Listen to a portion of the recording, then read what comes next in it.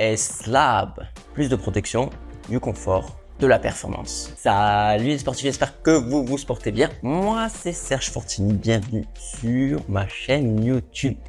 Aujourd'hui, on voit une S-Lab, oui, la Pulsar 3. Mais avant ça, vous le savez sans doute, vous l'aimez, vous l'appréciez, vous l'adorez, vous essayez de le répéter, qu'il fasse beau, qu'il fasse gris, qu'il fasse chaud, qu'il fasse froid. Le sport doit être là.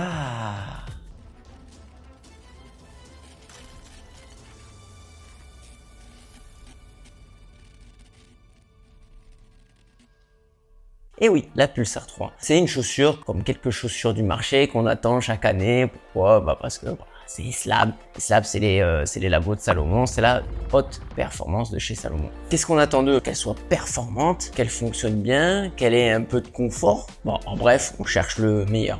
Allez, on voit ça immédiatement. Ciao les softguards. Ouais, sur la Pulsar 2, on avait deux modèles vidéo là que tu peux retrouver ici.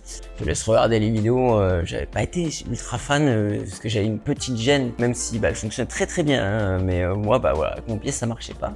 Grande surprise, trop content. J'enfile mon pied dans cette Pulsar 3, magnifique. Elle me va très bien. Le volume intérieur a pris de la place. C'est-à-dire que voilà, si tu as un pied un peu plus fort, tu seras bien plus confortable. On oublie ce côté ultra fit des deux premières versions. Là, on est sur quelque chose pour le trail, quoi. C'est logique. On a à l'avant Toys Box, beaucoup plus de place également pour les doigts de pied. Zéro gêne, vraiment type chaussette, même j'ai l'impression que c'est d'une seule pièce à l'intérieur. Donc je pense que les labos Salomon ont écouté les retours des différents utilisateurs et de leurs athlètes comme d'habitude. Et je pense que ils ont corrigé le tir, tout simplement.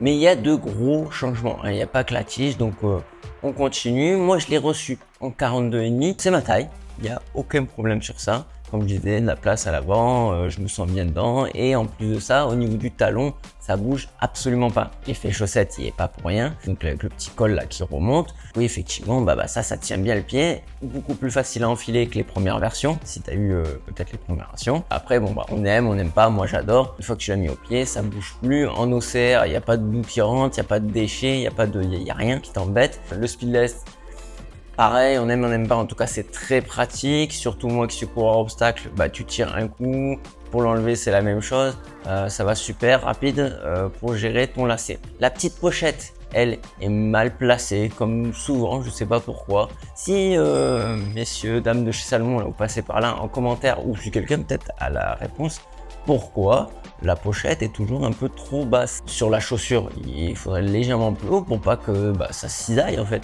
Par contre, ça bouge pas du tout, donc c'est peut-être pour ça, je sais pas. En tout cas, tu entoures rapidement ton quick lace, tu l'enfiles dans la petite languette et ça bouge. Son tarif est de 200 €. A pris quelques euros, si je me souviens, on était aux alentours de 180, 190 €. Elle a grossi du prix, mais il n'y a pas que du prix qu'elle a grossi, elle a grossi aussi en poids. Elle pèse 205 grammes, donc elle est un petit peu plus lourde et ça me choque pas parce que même visuellement, elle paraît plus massive. Moi, ça me rassure, je préfère parce que tout simplement plus protectrice, meilleure durabilité. En parlant de durabilité, la tige est en matrix, donc indestructible. Tout autour, tu as un pare-pierre, les sportifs, un pare-pierre qui vient protéger le pied et sous le quick lace, un petit peu plus aéré. Donc la chaussure est très protectrice comparé à avant. C'est pas non plus un tracteur, attention. Le stack est de 18 mm à l'avant, 24 mm arrière. On est sur du drop de 6 mm.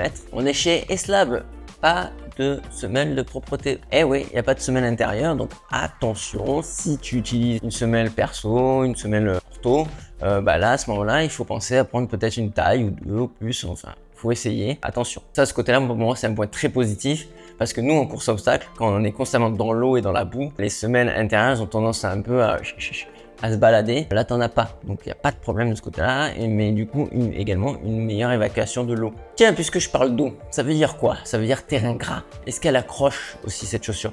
Alors là, il y a un très gros changement. Également, c'est la semelle extérieure. Ils ont revu les crampons. Ils sont 4,5 mm. C'est-à-dire que les crampons, ils sont plus gros visuellement et en volume que sur une software. Impressionnant. Donc c'est pour ça que sans doute qu'ils ont fusionné les deux modèles. C'est une bonne chose, hein, même. Ça faisait trop de modèles. Moi, je pense qu'au niveau market, ils ont eu raison. Là, il y a la Pulsar 3 et point. Ça, c'est une bonne chose. Ça, c'est le côté market. Par contre, au côté technique, ils ont réussi à fusionner les deux. Oh, franchement, T'es sur le bitume, tu sens pas les crampons, y a pas de problème. T'es en trail, y a pas de souci. T'es en très gras, ça évacue bien la boue, ça accroche très bien. Même le Contagrip donc de chez Salomon, le caoutchouc, j'ai l'impression qu'il a été revu. C'est pas constamment le même, hein, si tu l'avais pas vu là sur cette vidéo, hop, j'en parlais sur les crosses. Les caoutchoucs sont pas les mêmes, hein, ça a beau être la même, sans doute en entreprise ou partie labo Salomon, on voit bien que la partie caoutchouc extérieure n'est jamais la même. Là, il accroche bien. Franchement, il n'y a pas de souci. Je suis même agréablement surpris pour une paire qui est destinée à la vitesse et à la performance chez Salomon. Je remonte un petit peu là, la semaine intermédiaire. Ah, là aussi, il y a du nouveau. Qu'est-ce qu'il en est? On a enlevé un petit peu de confort, on a enlevé un peu de smooth qui à mes yeux était beaucoup plus présent sur les deux et la version 1 j'en parle même pas, c'était des coussins d'air. C'était spécial, il y en avait qui détestaient ça puisque cette chaussure, la Pulsar au départ était pour remplacer les Sense. Et les Sense, c'était complètement l'opposé de cet univers. Donc là, je pense qu'ils ont fait un savant mélange entre la Sense et les Pulsar. Et je retrouve un peu l'identité de la Sense, c'est-à-dire quelque chose de très proche du sol. Très proche, j'exagère un peu, hein, t'es pas sur une minimaliste non plus. Donc c'est là où on retrouve un peu de la Pulsar avec un certain confort présent. Et on a gagné énormément en stabilité, ce qui était quasi inexistant sur les Pulsar. Là, on a vraiment gagné de ce côté-là et très bon. Donc avec cette chaussure, tu peux aller un peu partout du coup. Elle en devient un peu hybride, j'ai tendance à dire, dans les chemins, en trail, en beaucoup plus technique qu'à l'époque. Parce qu'à l'époque, sur une Pulsar 1.2, t'allais dans les gros chemins et pas plus quoi.